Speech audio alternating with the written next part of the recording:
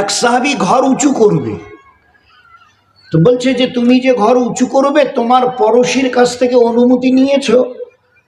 তো বলে আল্লাহ রসুল, হ্যাঁ, আল্লাহ আমাকে 2 পয়সা দিয়েছে, আমি আমার ঘরটা একটু উঁচু করব, তা আমার পড়শি সে তো মুসলমান নয়, ইহুদি।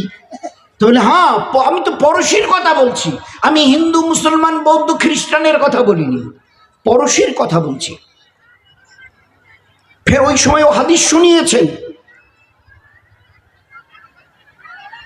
a Muslim can never enter into paradise whose neighbors are not safe from his offense.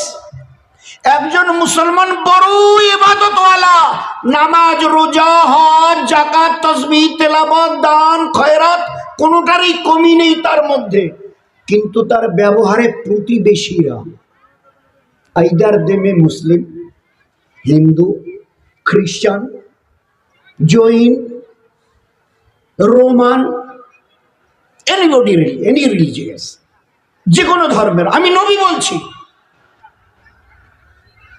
তোমার প্রতিবেশী যে কেউ হোক, তুমি মুসলমানই নও, কত শক্ত, তুমি মুসলমানই নও, তুমি যদি খাবার সময় নিজের পেট পুরো করো আর পারে তোমার প্রতিবেশীদের খবর না নাও, মুখে খানা দেবার আগে, আমি তোমার নবী বলছি, তুমি ঈমানওয়ালা মুসলমান নও।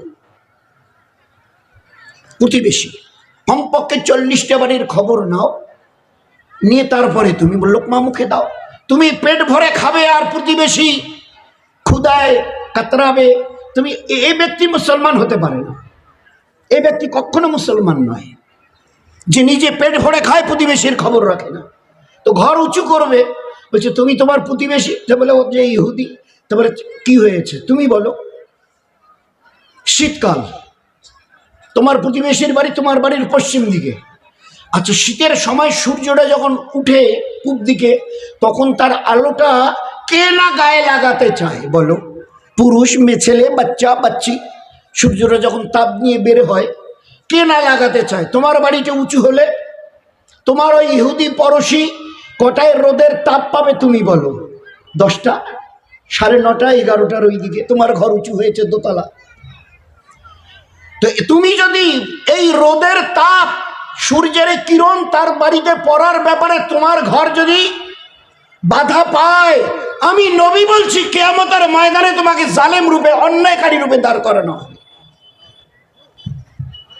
This was the lifestyle of the prophet.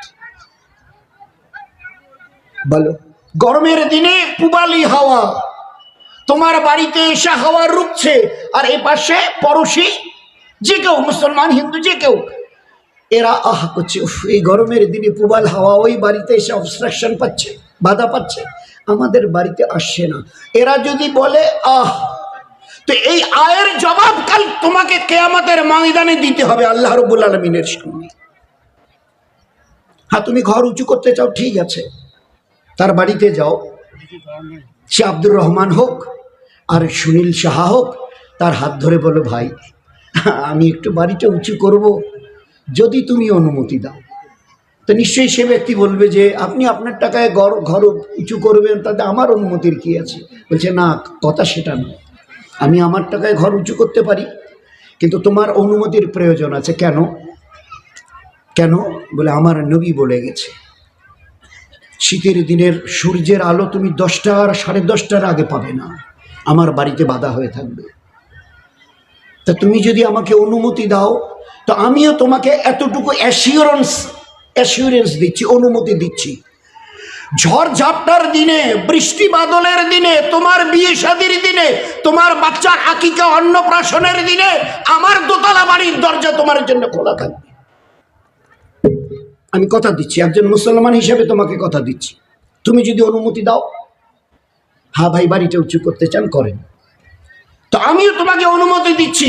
ঝড় ঝাপটার দিনে, বৃষ্টি বাদলের দিনে, আমাদের দেশে আমরা কুচবিহারি লোক হুরকা বলি,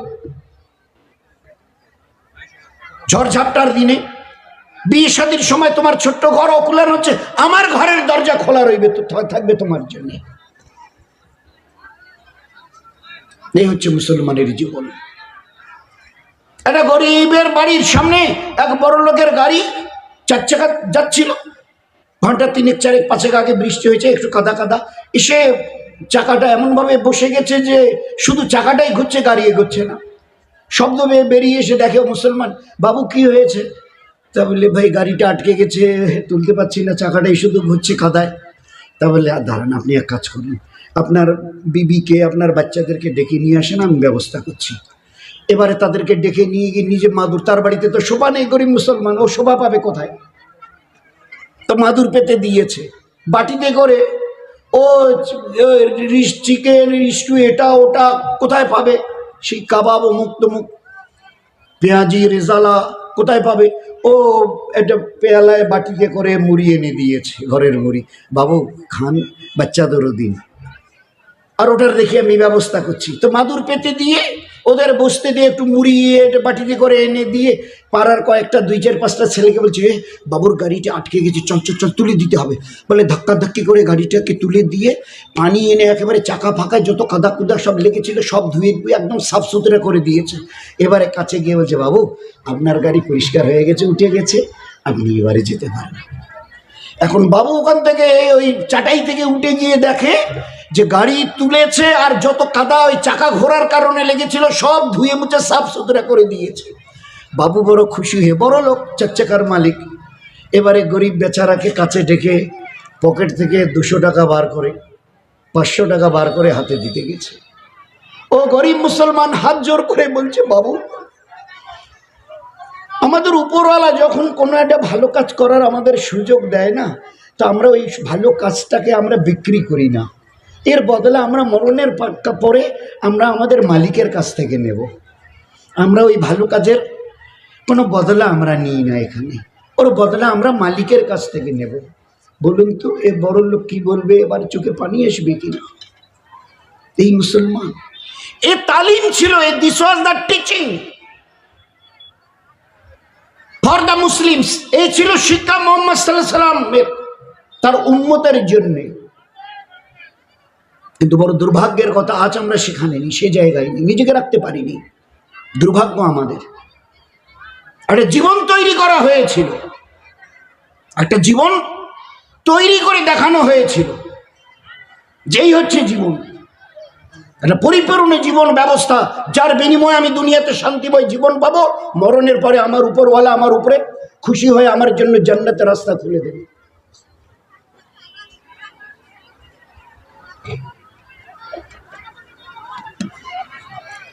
তো যে ইসলামের নিয়ম নীতির মধ্যে একটা বিড়ালকে একটু কষ্ট দিয়ে মেরে দিলে জাহান্নামে যেতে হয়, এটা গাছের পাতা ছিঁড়ে দিলে কিয়ামতের ময়দানে জালেম রূপে দাঁড় করাতে হয়, তাহলে তার জীবনটা কতটা পাক সাফ হওয়ার দরকার। এই জন্য নবী কি বলতেন, আল্লাহ পাক, জান্নাত পাক, কিতাব পাক, নিজের জীবনকে ভালো আমলের দ্বারা পাক করে নিয়ে তার কাছে চলে যাও। এই জীবন থাকবার জন্যে নয়, শেষ হবার জন্যে। তিনি দিয়েছেন, ডাক দিয়ে তিনি তার কাছে নিয়ে যাবেন, সুম্মা ইলাইনা তুরজাউন, ফিরে আসো আমার কাছে, ফিরে যাওয়া ছাড়া কারো কাছে গত্যান্তর নেই। সে ফুটপাতের ভিখিরি হোক আর রাজকুরসিতে बैठनेवाला হোক, ফিরে যাওয়া ছাড়া তার সামনে কোনো রাস্তা নেই। এই জন্যে ও স্রষ্টা নিজের পরিচয়কে तमाम those are the human beings of this world, সারা বিশ্বের মানুষকে তার পরিচয় করাবার জন্যে, আমি কে আমাকে আগে চেনো, হু ইজ ইয়োর ক্রিয়েটর, তোমার স্রষ্টাকে যদি না চেনো তো মানবে কেন? নাই যদি চেনো, ইনি আমার শিক্ষক, যদি না জানি, না চিনি, না বুঝি, তো আমি কেন দেখলে প্রণাম করব, কেন রাস্তা দেখলে সালাম করব? বলুন। ইমাম আবু হানিফা রহমতুল্লাহ আলাইহ, বহুত বড় আল্লাহওয়ালা, কয়েক হাজার লোককে সামনে রেখে তিনি কিছু হাদিস শোনাচ্ছিলেন। শোনাতে শোনাতে উনি একটু দাঁড়িয়ে গেলেন, চুপচাপ, আর কিছু বলছেন না, দাঁড়িয়ে চুপ করে আছে। বেশ কিছুক্ষণ থাকার পরে, 1-1.5-2 মিনিট থাকার পরে বসে গেলেন। লোকেরা বুঝতেই পারল না, তো শেষে জিজ্ঞাসা করলেন, হযরত আপনি হাদিস শোনাচ্ছিলেন, শোনাতে শোনাতে মাঝখানে বন্ধ করে দাঁড়িয়ে গেলেন, ফের কিছুক্ষণ পরে আবার বসে গিয়ে আবার হাদিস শোনানো শুরু করলেন। তো বলি যে একজন লোককে তোমরা কি রাস্তায় যেতে দেখেছো? তো বলে হ্যাঁ তা দেখেছি। ও লোকটাকে তোমরা চেনো? তো বলে হ্যাঁ চিনি। কে বলো? বলে আমাদের বাজারের উনি মুচি, জুতো সেলাই করে। উনি বাজারে একজন মুচি, জুতো সেলাই করে। বলে ওনাকে দেখে আমি দাঁড়িয়েছি। কেন কেন কেন? আপনি এত বড় একজন, you are a very pious person of this world, এত বড় আল্লাহওয়ালা বুজুর্গ ব্যক্তি আপনি, সম্মানীয় ব্যক্তি আপনি, আপনি একজন মুচিকে? বলে উনি আমার ওস্তাদ, উনি আমার গুরু, হি ইজ মাই টিচার। এরা সব একদম ঘাবড়ে গেছে। এত বড় আল্লাহওয়ালা বলছে মুচি আমার গুরু, টিচার। তা বলে হ্যাঁ। এ কি করে হলো হজরত? বুঝতে পারছি না। তো বলে কুকুর কখন সাবালক হয় এটা আমি তার কাছ থেকে শিখেছি। কুকুর কখন সাবালক হয় এটা আমি তার কাছ থেকে শিখেছি। সেই দিন থেকে আমি জেনেছি ইনি আমার গুরু, ওস্তাদ। ওই জন্য তার অনারে, তার রেসপেক্টে আমি দাঁড়িয়েছিলাম। Can you imagine it? This was the life. এ হচ্ছে মহব্বত, এ হচ্ছে রেসপেক্ট, এ হচ্ছে অনার। ভালোবাসা দিতে শেখো, ভালোবাসা পাবে। ঘৃণা ছড়াইও না, লোক তোমাকে সবার আগে ঘৃণা করবে। এটা কবিতা আছে না? অপরের কাছে যদি চাও স্নেহ ভালোবাসা, জেনে রেখো তারাও তোমার কাছে তাই করে আশা। অপরের কাছে স্নেহ ভালোবাসা, প্রেম প্রীতি আন্তরিকতা যদি আশা করো তো তারাও কিন্তু তোমার কাছে ওই রকমই আশা করছে। এই জন্য সৎ হতে শেখো, সৎ মানুষ হতে শেখো। আর তোমার বানানেওয়ালাকে এই জন্য তোমাকে ভালো করে চিনতে হবে, তাকে চিনে নাও, তাকে চিনে নাও। কারণ যে তোমাকে পাঠিয়েছে তার কাছে তোমাকে ফিরে যেতে হবে, চাই তুমি যেই হও আর যাই হও। ফিরে যাওয়া ছাড়া বাইপাসের কোনো রাস্তা নেই। এই জন্য মানে একের পর এক তিনি আমাদের পরিচয় এমনভাবে করিয়েছেন যে সত্যি।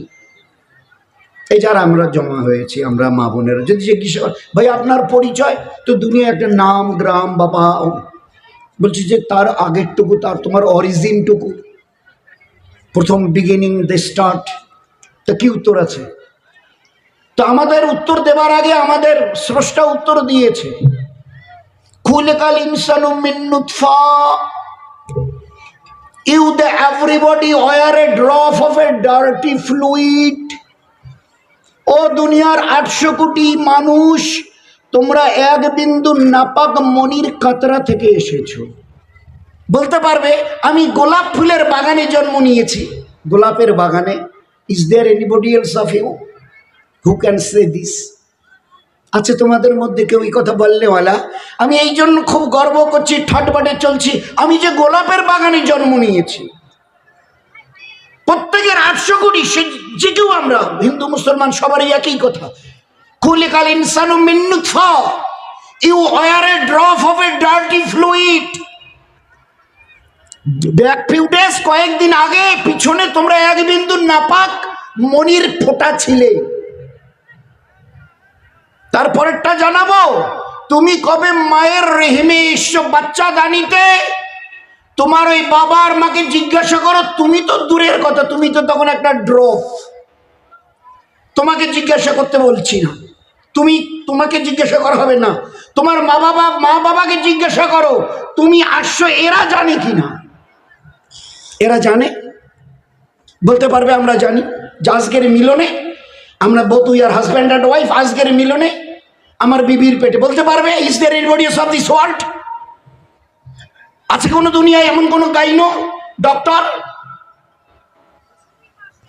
দেখাতে, যদি প্রেগনেন্ট হলে দেখাতে গেলে লেখে ডাক্তার LMP, লাস্ট মিন্স 5 অমুক তারিখে। আপনার মিন্সটা কবে অফ হয়েছিল? ডাক্তারবাবু ও আচ্ছা, ওইটা তখন লিখে দেয়। গোটা দুনিয়া তো দূরের কথা, তোমরা যে দুজন স্বামী আর স্ত্রী মিলে চলে এলে, তোমাদেরও জানা নাই কি হতে যাচ্ছে, হোয়াট ইজ হ্যাপেনিং দেয়ার। তোমরাও কিছু জানতে না, একমাত্র আমি জানি। ওয়ামা তাহামিলু মিন উনসা ওয়ালা তাদাউ ইল্লা বিইলমিহি। একমাত্র আমি স্রষ্টা আল্লাহ জানি কবে একজন মা তার বাচ্চা দানিতে বাচ্চা ধারণ করবে, আমি জানি। এরা দুজনও জানে না, যারা মিলছে স্বামী স্ত্রী। 1 মাস পরে বিবি যখন দেখে মিনিস্ট্রেশনটা হচ্ছে না, এবারে স্বামীর কানে কানে গিয়ে বলে, হ্যাঁ গো, ব্যাপারটা বোধ হয় হ্যাপেন্ড সামথিং, মনে হয় একটা কিছু। 1 মাস পেরিয়ে যাবার পর আল্লাহ কি বলছে, কখন কোন মুহূর্তে কোন শুক্রকীটের একটা শুক্রকীটকে আমি বাচ্চাদানিতে পাঠিয়ে দরজাটা বন্ধ করে দিয়েছি, শুধু আমি জানি, পৃথিবীর কেউ জানে না, এই স্বামী স্ত্রীও জানে না। 1 2 এ বাচ্চা কি হবে, ছেলে মেয়ে, কালো ফর্সা, লম্বা, বেটে 10 আঙ্গুল 3 আঙ্গুল, 2 চোখ 1 চোখওয়ালা, কেউ জানে না, আমি জানি। হুয়াল্লাযী ইউসাবিরুকুম ফিল আরহামে কাইফা ইয়াশা, মায়ের বাচ্চাদানিতে এ বাচ্চা কি হবে একমাত্র আমার জানা আছে, বাকি কেউ বলতে পারে না, কেউ জানে না। গোটা দুনিয়ার বাদশাহ, তিনি যদি চান আমার বিবির পেটে আমি ছেলে নেব, আর আমি যদি বলি মেয়ে হবে, গোটা দুনিয়াকে চালানেওয়ালা যদি বলে আমার বাচ্চা ফর্সা হবে, আমি যদি বলি কালো হবে, আচ্ছা তোমাদের কাছে কিছু করার? ও মায়ের পেটের বাচ্চাদানিতে বাচ্চা কি হবে আমি জানি, কেউ জানো না। এ বাচ্চা 10 মাস পরে বেরিয়ে আসছে, গোটা দুনিয়ার আর তো নয়, এ মা বাপ তোমরাও চিন্তা পর্যন্ত করো না, আর আমি করতেও দেইনি। এ বাচ্চা মায়ের পেট থেকে 10 মাসের মাথায় বেরিয়ে এলে কি খাবে? আমি তোমার বিবির স্তনকে আমি আল্লাহ আমার কুদরত দিয়ে ভরিয়ে দিয়েছি, ও দুধ সিনায়। কই এর আগে তো আসেনি, এর আগে তো আসেনি। আচ্ছা দুধের ক্যারেক্টার গোটা দুনিয়ার সায়েন্স বলছে, না আমি বলছি না, আমি বলছি না। বলে আপনি বোধহয় জোর দিয়ে মাইক পেয়ে খুব বুঝে আজকের না, গোটা দুনিয়ার সায়েন্স বলছে, ডাক্তারি সায়েন্স। উফু কি আজীব ব্যাপার, আবহাওয়া এত ঠান্ডা যে মাইনাস এসে গেছে, মাইনাসে, দার্জিলিং এ, কাশ্মীরে মাইনাস, মাইনাসে, 0-র নিচে, তাহলে কতটা ঠান্ডা। তো ওই ঠান্ডার আনুপাতিক হারে মায়ের শরীর কতটা ঠান্ডা, তার সিনার দুধ কতটা ঠান্ডা। ডাক্তাররা বলেছেন যখন এই বাচ্চার দুধ পান করে ওই ঠান্ডার দিনে, তখন মায়ের স্তন থেকে হালকা হালকা গরম দুধ বার হয়। এটা আমার কুদরতের দ্বারা আমি করি। তোমরা কেউ কোনো জাপানি মডার্ন টেকনোলজি, জাপানওয়ালারা সবচেয়ে বড়, এর কোনো ব্যবস্থা ওখানে মিটার ঠিটার বসিয়ে মায়ের মানে ও সিনার দুধ যাতে একটু গরম হয়, কারণ মাইনাস চলছে এখন, টেম্পারেচার মাইনাস চলছে। তো যে হারে মায়ের শরীর ঠান্ডা হয়, ওই আনুপাতিক হারে যদি তার সিনার দুধ ঠান্ডা হতো না, তো ওই বাচ্চা 1-2 বড় যে 3 বার পান করতো, 4 বার আর পান করতে হতো না, তার আগে দুনিয়ার থেকে বিদায় নিত। আফ্রিকার এমন এমন কান্ট্রি আছে, কঙ্গো ফঙ্গো এইসব, যে 50, 52, 56 ডিগ্রি ফারেনহাইট ওঠে। 9টার পরে যদি ঘর থেকে বেরোন তো শরীর ঝলসে যায়, এতটা তাপ। তো যে হারে শরীর মায়ের গরম হয়, সিনার দুধ যদি এইভাবে গরম হতো, এ বাচ্চা হজম করতে পারত। তো ডাক্তাররা দেখেছে গরমের সময় এ দুধ মায়ের সিনার হালকা হালকা ঠান্ডা, শীতের দিনে মায়ের সিনার দুধ হালকা হালকা গরম। কে করে? আল্লাহ বলছে আমি করি, দুনিয়ার কেউ করে না, আমি করি। বাচ্চা বেরিয়ে এলো, সবাই গিয়ে ভিতরে যারা মেয়েরা থাকে, নার্স, আয়া, এ ও, এসে বাইরের পুরুষদের খবর দেয়, এভরিথিং ইজ ওকে, সব ঠিকঠাক। চোখ, কান, নাক, ঝাঁকড়া চুল, হাত পায়ের নখগুলো কি দারুণ, সে টানা টানা হরিণের মতো চোখ, সেই নাক। উপরওয়ালা বলছে আরো ভিতরে গিয়ে, ভিতরে ঘরের ভিতরে যাও, বাচ্চাটাকে ভালো করে নিয়ে ওলট পালট করে দেখে এসো। ভালো করে কোলে তুলে নিয়ে বাচ্চাটাকে দেখে বেরিয়ে এলো। বলছে না, সব কিছু ঠিক। উপরওয়ালা বলছে না, ঠিক নেই। আচ্ছা ওর একটু ঠোঁট দুটো তুলে দেখো তো, এই মুখে কিছু আছে নাকি। ওহো, তা তো দেখা হয়নি। ঠোঁট দুটো খুলে দেখে, একটিও দাঁত নেই। উনি জানতে চাইছেন উপরওয়ালা, এ দুনিয়ার কেউ কেটারা, আমি তোমাদের কাছ থেকে জানতে চাই, সাদা সিধেরা কি উত্তর দেবে? সবকিছু তার দিয়েছি, চোখ, নাক, কান, হাত, আতুরি নাতুরি, এ ও যা কিছু সব ভিতরে বাইরে। আচ্ছা দাঁত কটা নেই কেন? সব কিছু দেয়া গেল, দাঁত কটা দিল না?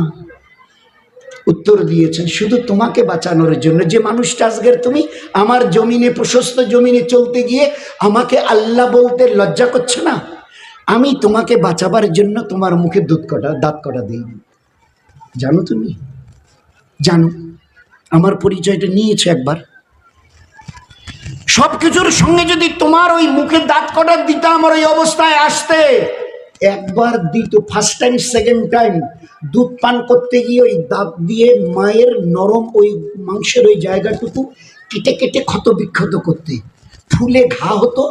থার্ড টাইমে তুমি কাঁদতে কাঁদতে কাতরাতে মায়ের কোলে পায়ের কাছে পড়ে তার মার জান চলে যেত।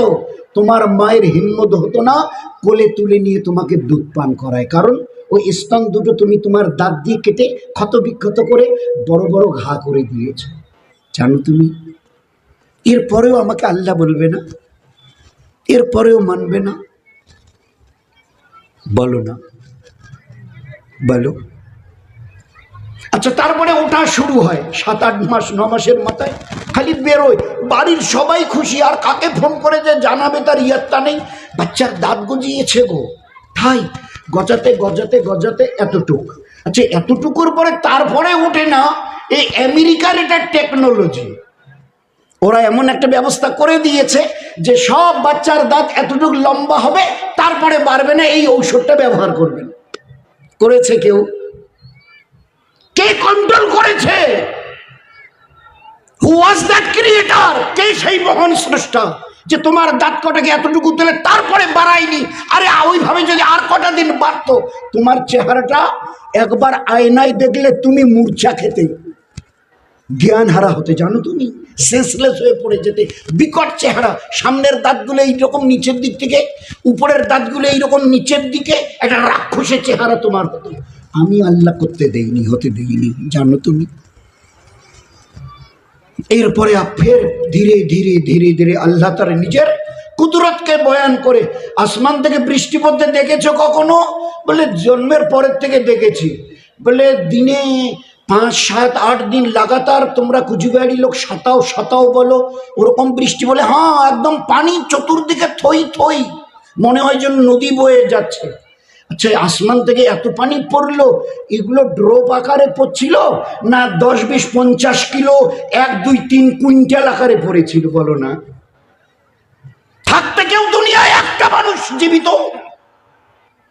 আমি যদি এই 5-7 দিনের লাগাতার বৃষ্টি ড্রপ ড্রপ আকারে না ফেলে বড় সাইজে এক একটা 10 মান 5 মান 20 কিলো 30 কিলো করে যদি ফেলে দিতাম, ওই ঝুপড়িওয়ালা 10 তলাওয়ালা 50 তলাওয়ালা একটা বাঁচতে আমাকে বলো না জমিনে দাঁড়িয়ে আমার? এরপরেও আমার দয়াকে স্বীকার করতে বিবেকে পাচ্ছে না, আমার কাছে ফিরে আসতে হবে। আজকের একটা জওয়ানি এসছে, কাল থাকবে না, কেন ভুলে যাচ্ছ? আজকের যে জওয়ানি টকবক করছে আগামীকাল থাকবে না। তোমার কাছে আমি কোনো অ্যাপ্লিকেশন পাঠাবো না তোমার পারমিশনের জন্যে, তোমার চুল কটা সাদা করে দিই। একবার তোমার কাছে আমার চিঠি যাবে না, তোমার ওই 32টা পাথরের মতো দাঁত সরিয়ে দিই। তোমার এই চামড়া যে একটু এইরকম করলে উপরের দিকে ফুলতো, একটু নিচের দিকে ঝুলিয়ে দিই। তোমার ওই চোখ তাকালে লাল টক টক টকবক করতো, লাল চোখ ঝাপসা হবে, একটু তোমার কাছে অনুমতি নি। এ কান অতর্ব হতো, বধির হয়ে যেত, কাছের লোক এসে জোরে বলল শুনতে না, তোমার কাছে একটু পারমিশন নি। বলো। আল্লাহ বলছো আম্মের হো নুনাক্কেস হো ফিল খালক, একটু যদি বয়সটা বাড়িয়ে দিই না, জন্মের দিন মায়ের পেট থেকে বেরিয়ে এসে মুখ থুবড়ে পড়েছিলে, আমার ইজ্জতের কসম ওইভাবে জমিনে পড়ে থাকবে বিছানায়। মাছি এসে 2 গালে 2 চোখের কোটায় বসে বড় তৃপ্তি সহকারে রস চুষবে, এই হাতটা তুলে এইরকম করার তোমার ক্ষমতা থাকবে না। দেখাবো? দেখতে চাও? দেখাবো? দেখতে চাও? এটা পান বানিয়ে হাতে দিতে গেছে, হাতে দিতে গেছে, তা নিতে গিয়ে বাঁ হাতটা বাড়িয়েছে। তা বলছে যে কাকু কাকু চাচা দেখে ও হাতটা তো খালি বাবা দেখা পাচ্ছ না, এটা দেখছো না, এটা বোঝা ঝুলে আছে, চিমটি কাটা কিচ্ছু নেই। উপরওয়ালা একজনকে সামনে রেখে জবাব দিচ্ছেন, ও 800 কোটিওয়ালা, ও সুবিবেচকওয়ালা, এ হাতটা তোমার, কথাটা শুনে আমার, এর যতটুকু পাওয়ার আমি সিজ করে নিয়েছি, তো বাকি এ করা তো দূরের কথা, একটা পান হাত দিয়ে ধরে নিজের গালে দেবে এতটুকু ক্ষমতাও তোমার থাকবে না, তো কিসের অহংকার করছো? আমার এই জমিনে আমার কাছে ফিরে আসতে হবে না? কুল্লু নাফসিন যায়কাতুল মউত সুম্মা ইলাইনা তুরজাউন, every soul will test of death, you may anybody else of this world. তোমার গর্ব করার মতো কিছু নেই, পায়ের নখ থেকে মাথার চুল পর্যন্ত ইউ আর ভেরি প্রাউড, বড় গর্বের সঙ্গে চলো। আচ্ছা আমাকে একটা জায়গায় একটু দেখাও না, 3.5 হাতের 70 কিলো ওজনের এই শরীরটা, পায়ের নখ থেকে মাথার চুল, একটা জায়গা থেকে একটু খুশবু বেরোয়, বদবু ছাড়া, দুর্গন্ধ ছাড়া, একটা সামান্য জায়গা দেখাও যেখান থেকে খুশবু বার হয়, দেখাতে পারবে? আছে হিম্মত? বলুন। খুলিকাল ইনসানে জাইফা, আমি তোমাদের বড় দুর্বল করেছি। সামনের দিকে যখন তাকায় বহুদূর পর্যন্ত দেখে, বলছে আমার দৃষ্টিশক্তি তুমি জানো? চাচা মিয়া পিঠে কি বসে কই কই কই কই কই কই করছে, উত্তর দিতে পারছে না, কারণ দেখাইতে চায় না, পিঠে ভেমরুল বসে আছে, দেখতেই পাচ্ছে না, আর ও কিনে সামনের দিকে তাকিয়ে ফকর করছে, বাহাদুরি দেখাচ্ছে। আল্লাহ বলছে খুলিকাল ইনসানে জাইফা, বড় দুর্বল করে তৈরি করেছি, ইতরাইও না, কারণ ডাকেলে চলে আসতে হবে, মাটির নিচে হোক আর চিতাতে হোক আসতে হবে। এই জন্যে ভাই আমরা কেউ আসিনি, আমাদের পাঠানো হয়েছে একটা পরীক্ষা নেবার জন্য। স্কুলে ছেলে মেয়েদের পাঠাই, 1 বছর পরও ফের না দেখে পরীক্ষা দিয়ে তারপরে আগে, আর যদি ফেল করো তো বাস থাকে বসে। তো পরীক্ষা নেবার জন্য কি, কে কত ভালো আমল করে, ভালো চরিত্রবান হয়ে, গুড বিহেভস দেখিয়ে আমাকে আমার নবীকে খুশি করে দুনিয়া থেকে চলে আসতে পারো, এরই জন্য পাঠিয়েছি। আর যখন পাঠাই না, ওই মায়ের পেট থেকে যখন তুমি বেরিয়ে আসো, তো এই যে আজকের দেখছো এটা এটা এরা গতকাল লাগিয়েছে, আর আমি তোমাদের স্রষ্টা, আমি তোমাদের স্রষ্টা। আজ থেকে 1500 বছর আগে নবীর জবান থেকে ও কথা, ও আয়াত পড়ে শুনিয়েছি, কিরামান কাতিবিনা ইয়ালামুনা তাফাল মা তাফালুন। এ বাচ্চা, মায়ের পেট থেকে বেরিয়ে যাচ্ছ, টোয়া টোয়া করছো না, তোমার এই 2 কাঁধে কিন্তু 2টো CCTV লাগানো আছে, so be careful, each and every activities of your life has been noted by this 2 angels. এ মামুলি কথা নয় মেরে ভাই, এটা মামুলি সাধারণ কথা নয়। তুমি মনে করো না আমি তোমার বানানে বলে আল্লাহ দুনিয়া ছেড়ে দিয়ে তোমাকে আজাদ করে দিয়েছে, গো অ্যাজ ইউ লাইক। 2টো CCTV ক্যামেরা বসিয়ে দিয়েছে 2 ফেরেশতার হাতে, ডান কাঁধে যে লিখছে ভালো, যখন কিছু করো ভালো চিন্তা, ভালো কাজ, গুড অ্যাক্টিভিটিস, তখন এ নোট করে সঙ্গে সঙ্গে ছবি সমেত, আর যখন মন্দ কিছু করো, এ কাঁধে যে CCTV যার হাতে, ওর নাম কাতিবিন, কিরামান কাতিবিন ইয়ালামুনা মা। এরা এমন ফেরেশতা, 1 সেকেন্ডের জন্য এদের চোখে নিদ্রা তন্দ্রা আসে না। So be careful on the day of resurrection, কিয়ামতের মাঠে এই সিসি খুলে তোমাকে দেখানো হবে, দেখে নাও ভালো করে। আমার ফেরেশতারা, তুমি একটা চুপকে সুবহানাল্লাহ বলেছিলে, 5 টাকা গরিবকে দিয়েছিলে, লেখেনি, দেখো তো আছে কিনা। তুমি অমুককে শালা বলে গালি দিয়েছিল, ও বড় করে লিখেছে, দেখো তো এরকম হয়েছে কিনা, দেখো ভালো করে দেখো। এই জন্য ভাই, এই দুনিয়ায় আমি আসিনি, আমাকে পাঠানো হয়েছে। আমি থাকতে চাইলেও থাকতে পারবো না, যেতে চাইলেও যেতে পারবো না, যেদিন ডাক আসবে চলে যেতে হবে। সুতরাং লিল্লাযী খালাকাল মাউতা ওয়াল হায়াতা, লিল্লাযী খালাকাল মাউতা ওয়াল হায়াতা লিয়াবলুয়াকুম আইয়ুকুম আহসানু আমালা। আমি পরীক্ষা নেব আহসান আমাল, কে কত ভালো আমল করে জীবনকে তৈরি করে গোটা দুনিয়াকে খুশ রেখে, হায়ান জানোয়ার কীট পতঙ্গ তৃণলতা সবাইকে খুশি রেখে আমার কাছে ফিরে আসছো। এর এই জন্য দুনিয়াতে আমি মানুষ করে ইমান দিয়ে আমি পাঠিয়েছি। চেষ্টা করবো ইনশাল্লাহ ভাই। সবাই চেষ্টা করবো ইনশাল্লাহ, কারণ তার কাছে তো ফিরে যেতেই হবে। তো ভালো মানুষের মতো ভালো আমল করে প্রেম প্রীতি ভালোবাসা গোটা দুনিয়াকে বিলিয়ে আমাদের ব্যবহারে একটা জানোয়ারও যেন কষ্ট না পায়, একটা পিঁপড়ে যেন কষ্ট না পায়, একটা গাছ যেন কষ্ট না পায়, একটা প্রতিবেশী যেন কষ্ট না পায়। এই যে এরকম লাইফ লিড করে একদিকে আল্লাহ, একদিকে ওনাকে খালিক বলা হয়, আর এটাকে গোটা দুনিয়াটাকে মখলুক, স্রষ্টা সৃষ্টি, উভয়কে খুশ করে আমার কাছে চলে আসো, কাউকে নারাজ করে আসিও না। আমি খালিক অর্থাৎ স্রষ্টা, আর বাকি দুনিয়াটা মখলুক, সবাইকে খুশ করে চলে এসো। চেষ্টা করবো ইনশাআল্লাহ ভাই। হ্যাঁ, এরই জন্য আল্লাহ আমাদের ইবাদত দিয়েছিল। ওলামা হযরতের কথা হবে, ওই ইবাদতের কথা ফের খুলে খুলে সামনে আসবে। সবাই ভালো মানুষের মতো ভালো ব্যবহার করে মখলুককে খুশি রেখে স্রষ্টাকে খুশি রেখে নবী আলাইহিস সালাতু সালামকে খুশি রেখে যেন দুনিয়া থেকে বিদায় নিতে পারি। আল্লাহ যেন আমাদের সবাইকে এ তৌফিক দান করেন। চেষ্টা করবো ইনশাআল্লাহ। আসসালামু আলাইকুম ওয়া রাহমাতুল্লাহি ওয়া বারাকাতুহু।